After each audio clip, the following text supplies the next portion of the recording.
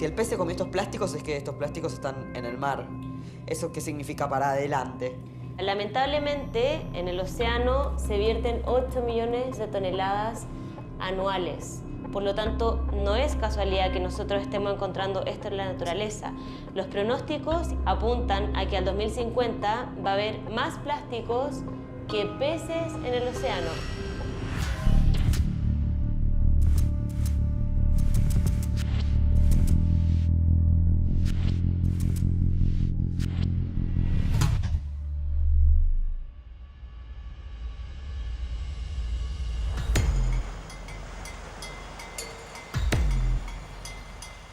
Estamos en Rapa Nui o Isla de Pascua, uno de los puntos más alejados del continente en el mundo.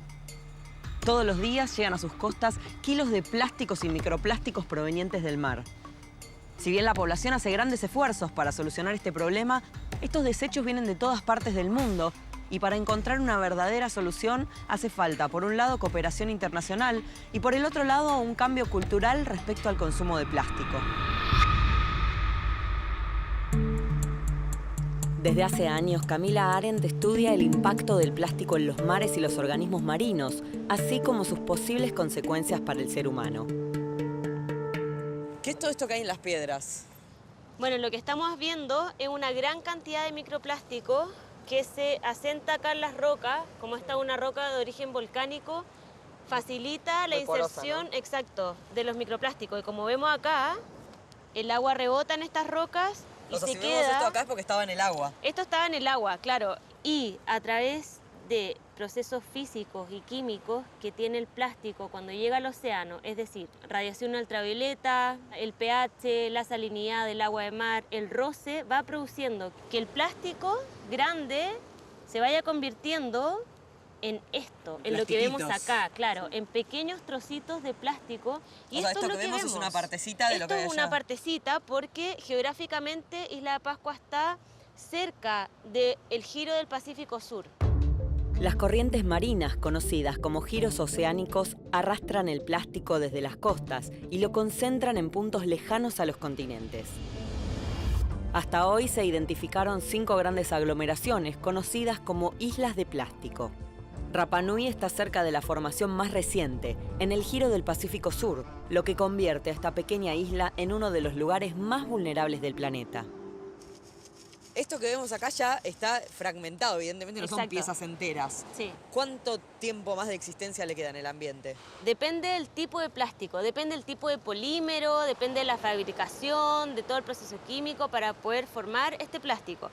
El plástico es muy útil porque es muy duradero y es muy peligroso porque es muy duradero. Podemos tener plásticos en el océano, en el medio ambiente, por lo menos desde 300 años en adelante. Periódicamente en Rapa Nui se organizan jornadas de limpieza de las playas. Ahora estamos yendo a Viringa o Tuki, una de las playas de la isla, para encarar esta jornada con una serie de voluntarios.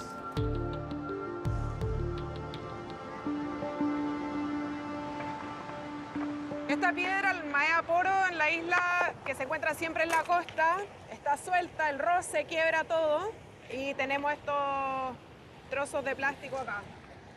Normalmente siempre en esta costa encontramos cajas, tapas. Tapas hay un montón. Hay un montón. Y plásticos así como erosionados, que no tienen forma de nada. Claro, el efecto, el sol, hacen su trabajo, sueltan un montón de tóxicos que finalmente se van al mar.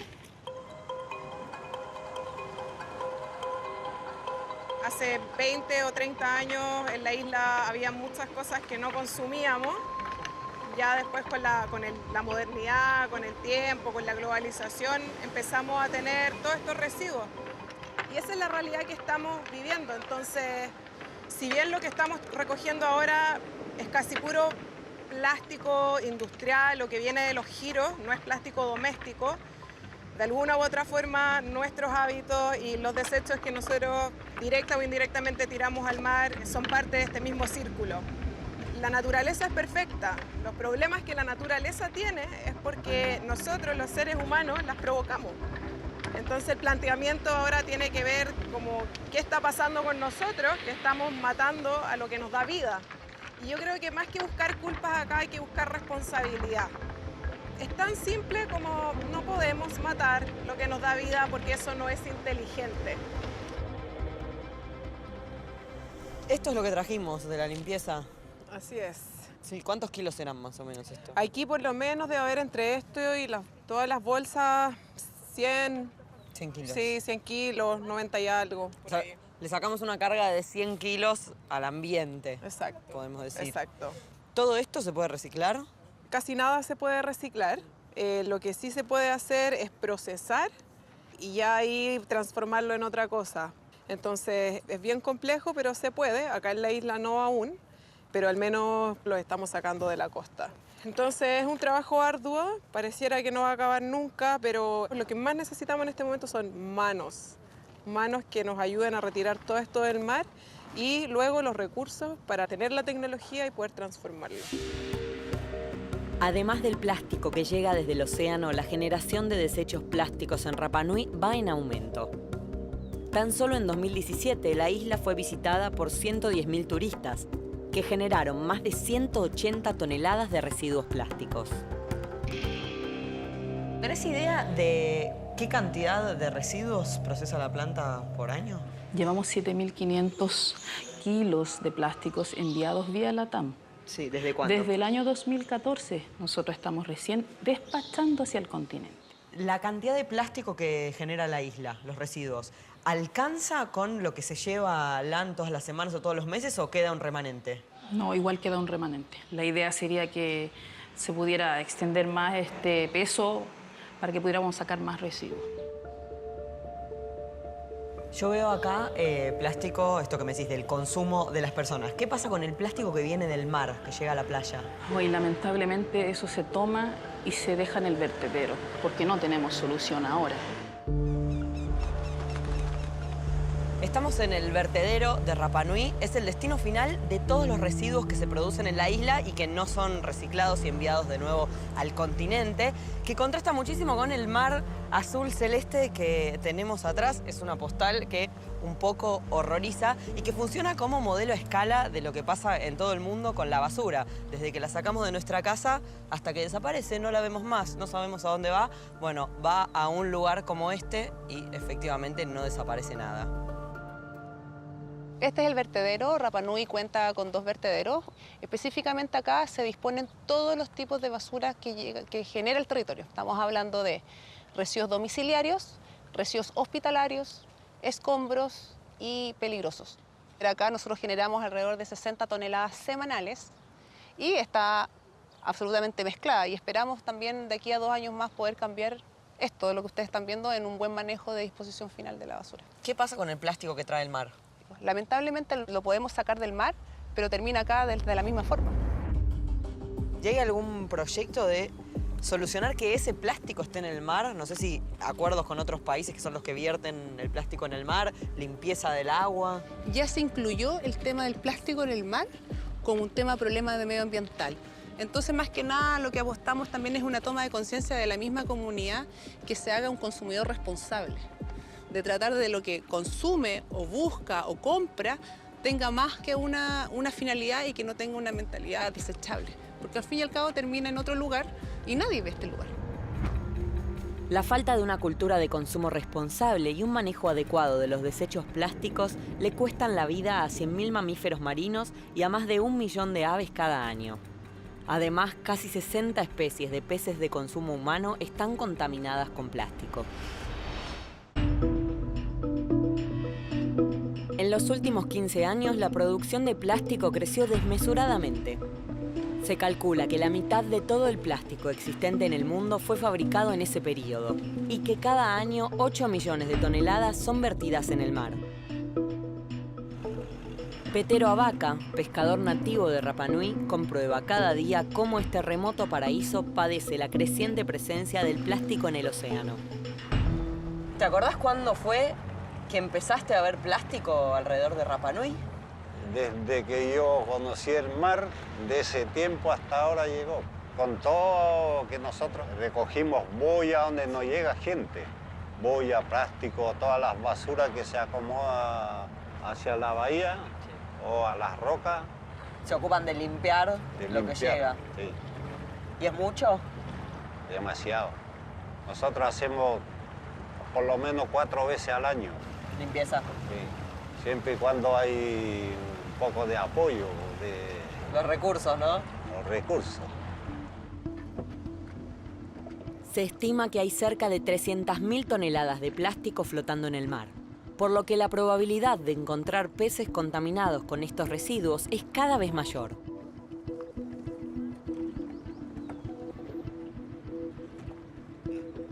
¿Picó uno? Tira. ¿Pero va a salir algo? Yo lo siento muy liviano esto, me parece que lo perdimos, ¿eh? ¿Fue? Me parece que sí. No, ahí viene.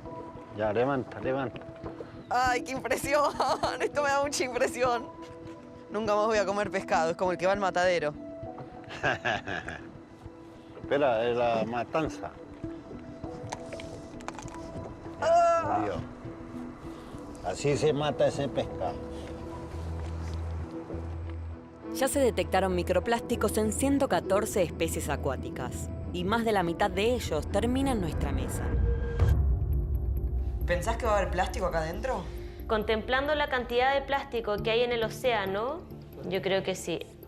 Ya existe evidencia de plástico encontrado en peces extraídos desde la naturaleza. Precisamente aquí hemos encontrado ya una partícula de microplástico. O sea, el pez todo lo que le entra en la boca lo come y ese pedazo de plástico fue con todo. Exacto. Y no solo ese pedazo de plástico, sino también esa fibra de color verde también, esa fibra de color celeste, azul, muy nítida, y esa fibra de color ya crema, bastante más clara, tipo blanco.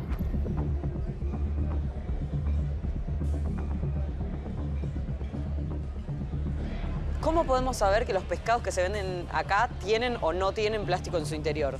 La evidencia científica ha comprobado la presencia de plástico en distintos eslabones y esto favorece una bioacumulación del plástico directamente en la trama trófica hacia depredadores tope. ¿Qué es eso? ¿Qué es la trama Como trófica hacia depredadores? La trama trófica es todos los componentes, los eslabones que van intercambiándose y van comiéndose unos a otros, y todo esto va apuntando hacia los depredadores topes como los mamíferos marinos, los tiburones y el ser humano. Nosotros estamos arriba de la trama trófica. Por ejemplo, si un pez pequeño se come un plástico, lo conserva en su interior y después viene un predador más grande y se come el pez pequeño, le queda el plástico también en su interior. Le queda el plástico en su interior y por una parte la presencia de plástico en el interior va disminuyendo el espacio disponible para un flujo alimenticio y respiratorio saludable. O sea, el pez puede comer menos y respirar menos. Exactamente, ocurre una falsa saciedad. Y por otra parte también ocurre otra problemática, que es que cuando uno o los distintos peces o organismos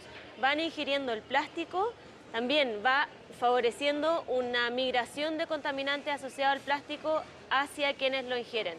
Hay plástico que están en el tracto digestivo, pero los contaminantes pasan a todo el resto del cuerpo. Sí, pasan al resto del cuerpo, específicamente o mayoritariamente a los músculos. Por lo tanto, es fácil que nosotros podamos estar ingiriendo algún tipo de contaminante asociado al plástico que haya sido ingerido por peces.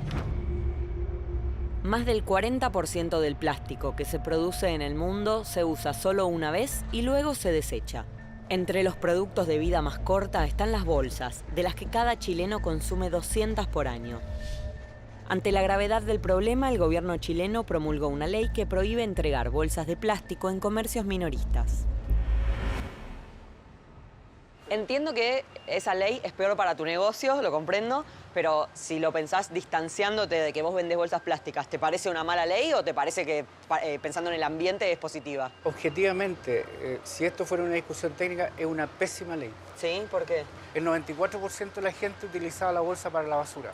El único cambio que tú vas a hacer es cambiar una bolsa que te regalaban en el supermercado por una bolsa para la basura que vas a tener que comprar. ¿Y no consideraste reconvertirte hacia las bolsas de residuos? En eso estamos. Eso también lo están haciendo. Sí. O sea, va a ser lo mismo, solo que lo van a tener que vender en góndola. Exacto, esa es la diferencia. Bien. Entonces la ley, no, para mí, no cumple el objetivo. Hay una cosa que para mí es como ilógica. Te regalan una bolsa del supermercado, la llenas de productos que están llenos de plástico, y esos plásticos los vas a desechar apenas los utilices. Entonces, ¿de qué estamos hablando? O sea, la bolsa pesa 6 gramos, 7 gramos, y todo lo que lleva dentro del plástico quizás pesará más de 1 kilo. Entonces tienes que cambiar la mentalidad de la gente, tienes que hacer un proceso educativo con la gente. Y ese es un tema de Estado más que nuestro. Nosotros podemos ayudar, pero no somos los indicados para ir a decirle a la persona haga tal cosa. Desde 1950 se generaron en el mundo 8.300 millones de toneladas de plástico, casi el 40% para ser usado como embalaje. 6.300 millones se descartaron y cerca del 80% nunca se recicló. Eso significa que más de 5.000 millones de toneladas terminaron en basurales a cielo abierto, rellenos sanitarios o fueron arrojados a los ríos y terminarán inevitablemente en el mar.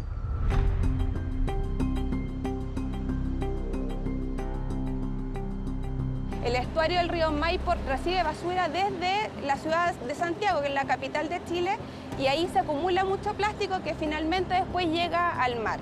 Hay un conflicto de gestión de residuos. Absolutamente, absolutamente. Los residuos clandestinos es un drama porque se acumulan en las laderas de los ríos, los pequeños basurales que están en las cuencas de los ríos, que con las lluvias llegan al flujo y son transportados hacia el mar. Es una mala disposición, finalmente es mal manejo. Por décadas, la contaminación y generación de desechos fueron entendidos como un costo necesario de la actividad comercial. Pero hoy existen iniciativas que encuentran una alternativa. En el mundo se recicla menos del 10% del plástico que se produce. En 2016, el gobierno chileno promulgó una ley con el objetivo de triplicar la cantidad de plástico reciclado para 2021. Fijó una lista de productos altamente tóxicos que deben ser reutilizados y designó a sus productores como responsables de financiar la recolección y tratamiento. En este lugar llega todo lo que otro consideró una basura, un residuo. Para nosotros lo recibimos aquí como un recurso. Aquí nos llegan desde residuos industriales hasta residuos post-consumo, de puntos limpios, nos llegan residuos de empresas. ¿Y todo tipo de plástico es factible de ser reciclado en Converplast? Todo tipo de plásticos. La ventaja de esto es como un chocolate. Lo tomamos, le cambiamos la forma y lo usamos de nuevo. Por eso nos encontramos muy equivocados esto de tomarlo y botarlo. Si tiene otro valor, tiene otro uso. El problema no es el material, no es el plástico, es cómo nos relacionamos con él. Sí. El plástico es una herramienta, como cualquier otra. Depende de nosotros si lo usamos bien o mal. Si lo usas bien y lo usas todas las veces que se puede usar, va a ser muy bueno para ti y para todos. En la medida que esto se circulariza, deja de ser un problema, pasa a ser virtuoso. A pesar de las ventajas del reciclaje, el plástico solo puede sufrir este proceso entre 2 y 3 veces. Por eso, disminuir su uso y su descarte resulta urgente. Aquí entran los pellets y les vamos a cambiar la forma a un producto final, en este caso, un pallet. Entra a la máquina y a un molde, esto se funde y con calor le va a dar la forma final. ¿Se puede hacer un contenedor con esto también, lo que sea? Lo que tu imaginación piense, se necesita un molde adecuado, pero cualquier cosa. Es como una impresora 3D. Sí. Pero de gran escala, gran volumen, podríamos hacer mucho más, pero nos cuesta conseguir plástico para reciclar. En Chile a veces se importa plástico para reciclar y el nuestro lo tiramos al vertedero. Estoy pensando en lo que vimos en Rapa Nui, el plástico ese que está en el mar y entre las rocas, pero que es un plástico que está hace mucho tiempo, que hace 30 años, 40 años. Partió en microplásticos. Sí. ¿Eso se puede transformar en una planta como esta o es imposible por la mezcla, por el tiempo? Ya está tan mezclado que separar cada partícula pequeñita es prácticamente imposible. Sí. ¿Ya? Entonces, ¿qué se hace con eso? Hoy día yo creo que el gran esfuerzo debe concentrarse en evitar que siga entrando. Sí. Evitar que llegue más plástico al mar. Yo creo que ese es el primer gran desafío global. Terminando ese desafío, podemos entrar a ver cómo limpiamos lo que ya ensuciamos.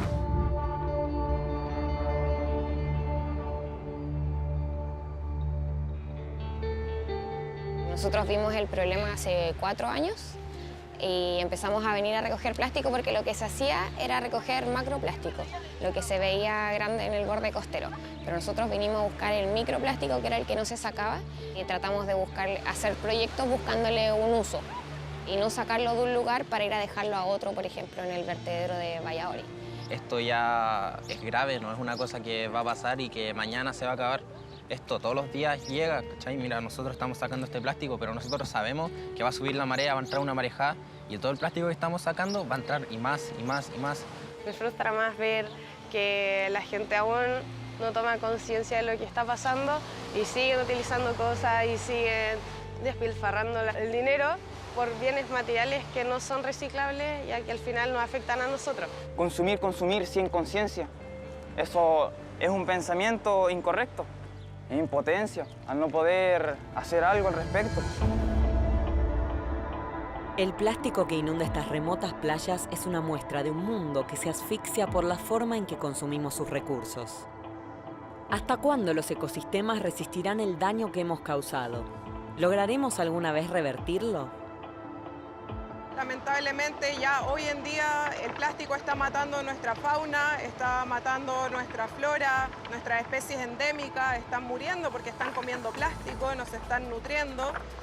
Y luego yo creo que de la información y educación, sin duda, es tomar acción inmediatamente. Hay cosas que nosotros podemos hacer en nuestras casas, simples, pequeños cambios, pero que hacen grandes diferencias.